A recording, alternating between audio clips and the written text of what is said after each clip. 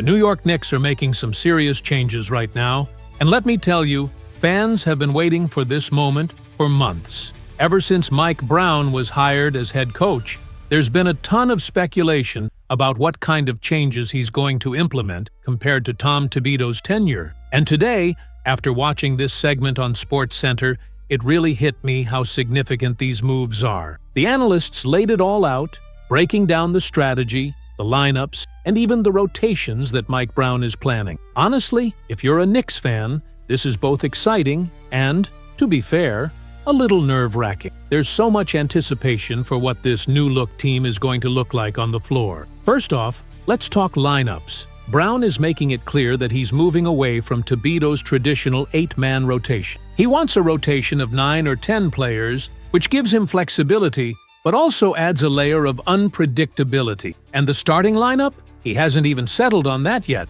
But the leaks, the insider information, they've gotten out, and fans are buzzing. Last year, the starting 5 of Jalen Brunson, Josh Hart, Mikal Bridges, OG Anunoby, and Karl Anthony Towns looked promising at first, but struggled as the season progressed. By January 1st, 2025, that starting 5 had a net rating of -1.4. And during the playoff run, in the first 13 games of their 17-game journey, they were outscored by a total of 50 points. So, it's no wonder there's pressure for a change. Sportcenter really highlighted this contrast, showing how the team had flashes of brilliance but lacked consistency. Former coach Thibodeau did make adjustments mid-playoffs, like inserting Mitchell Robinson into the starting lineup and moving Josh Hart to the bench, which worked at the time. But Mike Brown isn't afraid to experiment. He's looking at efficiency,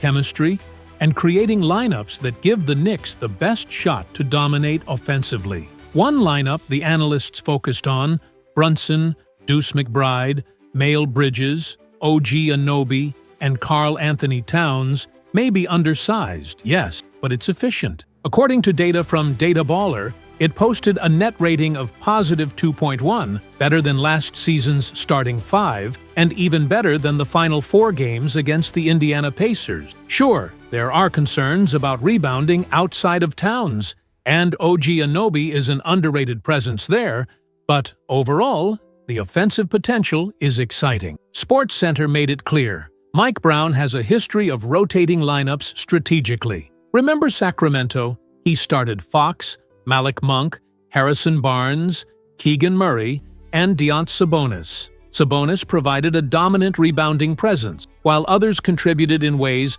that created one of the most efficient offenses in NBA history at the time. Comparing that to the Knicks, we can see why Brown is comfortable experimenting here. It's about finding the right balance, creating flexibility, and giving his players opportunities to maximize their talents.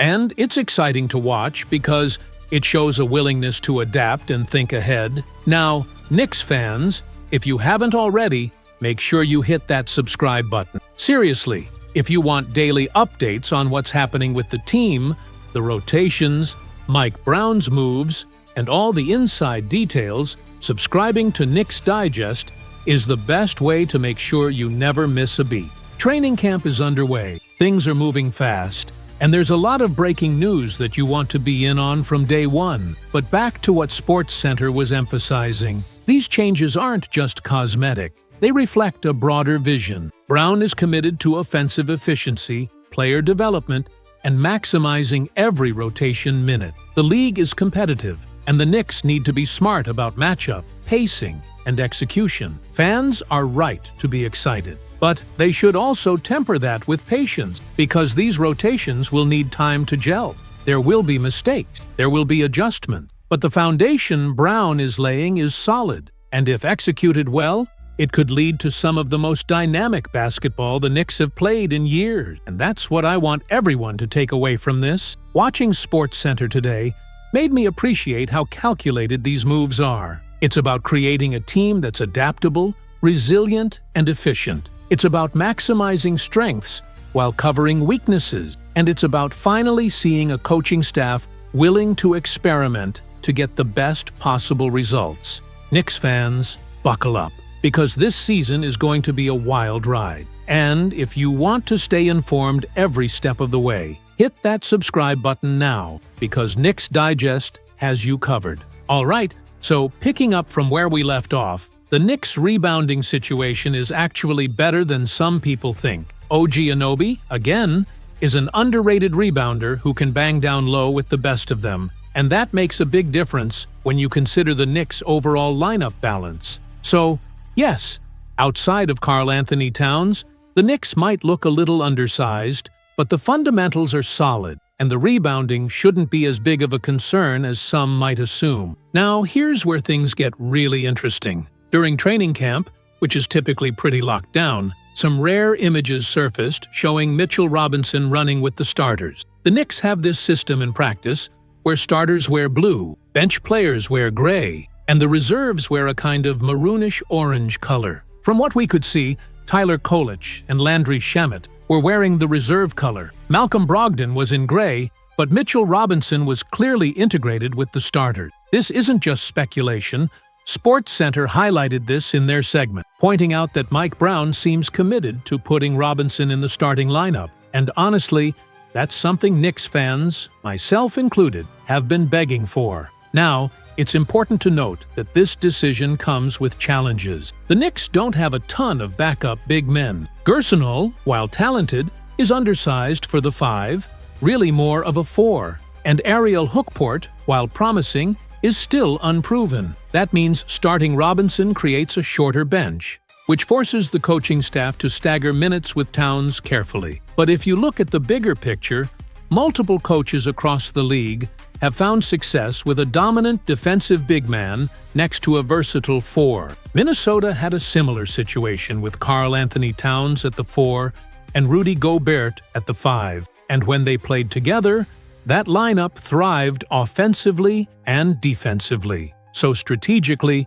this move makes sense. Then there's Josh Hart. He's dealing with a finger injury, and that adds a layer of complexity. He said he's going to play through it, maybe wear a splint, and adapt, but there's no denying it could impact his shooting, particularly from 3. Hart's already a guy who sometimes hesitates on 3s, and now, with a finger splint, that hesitation could be amplified. That's one more reason why putting Hart on the bench unit might be the smartest move. He can play in situations that maximize his strengths while minimizing risks. On the bench, he pairs with guys like Malcolm Brogdon and Jordan Clarkson, both excellent creators, which allows the team to maintain spacing and offensive flow. This also opens the door for someone like Deuce McBride to start. From everything we've seen and discussed, he could be the right choice for the starting lineup. And don't forget about Guerschon Yabusele. Sportcenter really highlighted his efficiency last year: 11 points per game, 5.5 rebounds, 2 assists, 50% shooting from the field, 38% from 3, and an impressive 36% from above the break 3s, better than Steph Curry in that context. Yabusele's versatility, shooting, and physicality make him a serious asset in an offensively focused Knicks team, especially when you consider the spacing needs around Bridges, OG, and the other starters. So, what this all tells us is that Mike Brown is thinking several moves ahead. He's experimenting with lineup, testing rotations, and finding the balance between size, spacing, and efficiency. It's not just about filling spots. It's about creating a team that can execute offensively and defensively while maximizing talent. And the analysts on SportsCenter really drove this point home. We're seeing a calculated approach that might take time to fully materialize, but the foundation is being laid right now in training camp. If you're watching all this and you haven't yet, seriously, hit that subscribe button for Knicks Digest. Training camp updates, lineup experiments, player insights. You don't want to miss a single detail this season. The Knicks are evolving, and staying informed will give you the full picture as we watch how this new-look team develop. Alright, so wrapping this up, the defensive side of things is really interesting with these potential lineup. If you start Deuce McBride alongside OG Anunoby, you immediately have elite perimeter defenders out there. Now, sure, Karl-Anthony Towns isn't exactly a rim protector, and Jalen Brunson isn't known for his defense, but when you consider the individual defensive abilities across the board, you still get a very solid defensive unit. Sportcenter highlighted this as well, noting that Mike Brown has the tools and the coaching experience to find a system that maximizes these defenders' strengths. He's been a good defensive coach historically, but he also leans into offense after his years with the Warriors, which makes sense given the modern NBA's offensive emphasis. So, balancing offensive efficiency with solid team defense is really going to be his challenge. Now, let's talk about the starting lineup, because this is where things get really exciting and, honestly, a little unpredictable. At this point, it could be a number of combinations. Sportcenter analysts brought up multiple scenarios. Some people want to see Jordan Clarkson starting, others think Josh Hart or Mitchell Robinson should get more minutes, and don't forget about Gershon Yabusele and Deuce McBride, who have been making strong cases in training camp. So, while we know the top 4 core players, Brunson,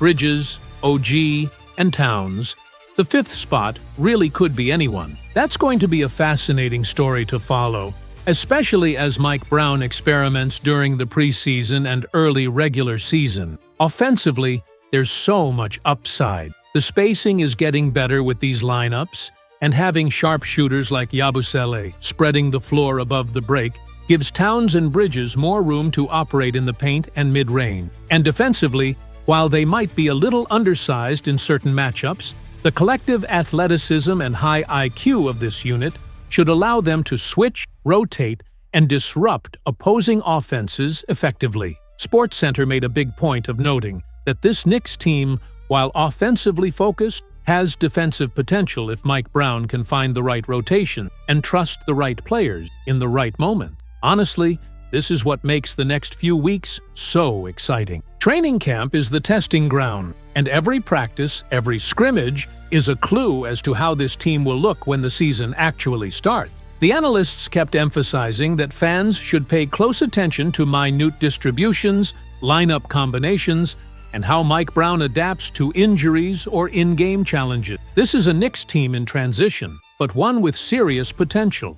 And the right starting 5 could make a huge difference in how the season unfolds. So, Knicks fans, this is your chance to weigh in. Who do you want to see starting? Who should get those critical minutes? Drop your thoughts in the comments below because, honestly, there are a ton of possibilities. And this is going to be a conversation that lasts well into the season. And if you haven't already, make sure you hit that subscribe button, turn on post notifications, and stay locked in to Knicks Digest, because we're going to be bringing you every update, every lineup tweak, every insight on this evolving team. This is one of the most intriguing periods for the Knicks in years. With Mike Brown at the helm, the roster shaping up, and training camp in full swing, there's a real sense that this team could take a big step forward. But it's all about execution, rotation management, and maximizing the talent they have. Stick around, stay engaged, and we'll be breaking down every development as it happens. For now,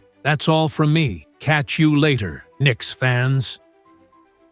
Guys, let me tell you what just happened because this one really caught my attention. Shams Charania went on air earlier today and dropped what I can only describe as a bombshell update on the New York Knicks. He essentially confirmed something that, to be honest, many of us have been speculating about for weeks. The Knicks are going to make a trade, and the purpose behind it is clear. They want to keep both Landry Shamet and Malcolm Brogdon on this roster as they move forward into the season. Now, when Shams says something like this on ESPN, you know it isn't just some loose rumor floating around. It means there's substance, and the way he laid it out, he didn't just say the Knicks might keep these guys. He explained that the team already has a very specific role mapped out for Brogdon, particularly coming off the bench as a stabilizer in that second unit. Think about that. Brogdon, a veteran who's proven he can run an offense, be efficient, and give you versatility both as a scorer and facilitator,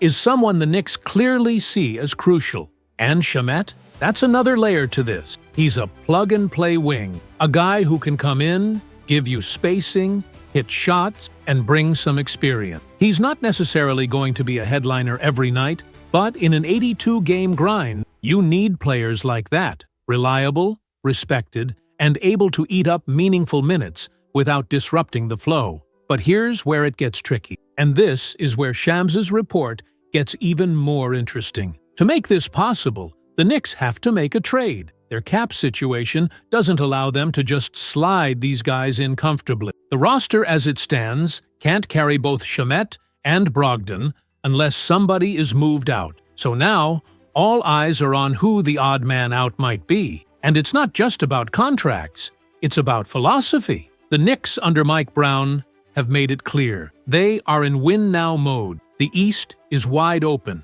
and they don't want to waste this window. Mike Brown is said to be serious about adjusting the offense, particularly giving Jalen Brunson more opportunities to work off the ball. And if you're going to do that, you need a secondary floor general who can initiate plays, score when called upon, and relieve pressure. That's Malcolm Brogdon to a T. Sports Illustrated even doubled down on this, reporting that adding Brogdon fits perfectly with the type of sets Mike Brown wants to run. More off-ball actions for Brunson, more flexibility, and another layer of stability for a team that's trying to build a contender. So, when you put all the pieces together, it makes perfect sense why the Knicks are ready to make a tough roster decision to keep both veterans. Now, Shams didn't come out and say exactly who's going to be traded, but he hinted that it has to be someone expendable, somebody who clears the path financially without disrupting the team's foundation. And that's where the speculation begins. Could it be one of the younger guys? Could it be someone deeper in the rotation?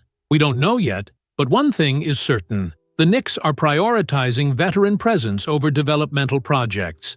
This is why Shams calling it out on ESPN felt like a confirmation rather than just another rumor. He made it clear the Knicks are going to have both Shamet and Brogdon on opening night. To get there, a trade is inevitable. And that right there shows you the mindset in New York. Less rookies, more vets, maximize the present, and chase that deep playoff run while the conference is wide open. So yes, this was a huge piece of news, not only because it validates weeks of speculation, but also because it sets the stage for the kind of bold move that reminds everyone the Knicks are done being patient. They're going all in right now. And here's the thing that really stood out to me, because if you needed more proof that the Knicks are dead serious about this plan, you just had to look at Media Day. Malcolm Brogdon was right there in New York, fully suited up, taking his official Knicks photos, jersey on, number assigned, the whole deal. Think about that for a second. The organization is not putting a veteran like Brogdon through the full Media Day routine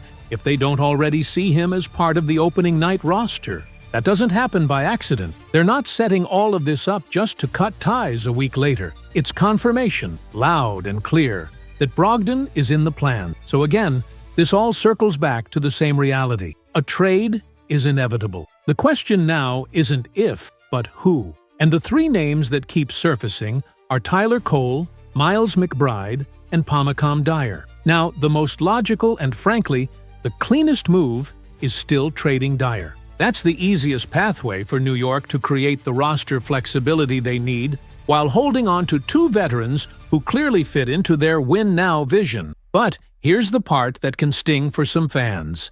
Because if you're keeping Brogdon and Shamet, someone else, most likely one of the younger guys, isn't going to be here when the season tips off. That's just the hard reality of the situation. And for a lot of fans who have grown attached to the idea of watching those young players develop in a Knicks jersey, it's going to feel like a tough pill to swallow. But this is where the franchise is at. You can't straddle both timelines forever. At some point, you have to decide whether you're building for tomorrow or competing for today. And look, we can debate whether that's the right call, but in the position New York is in, you simply can't sit on your hands and prioritize development projects when the East is wide open and your window is right now. The margin for error is razor thin, and in this league, windows don't stay open for long. This is the kind of bold decision you have to make if you're serious about contending, even if it means sacrificing a little of the future for a chance to win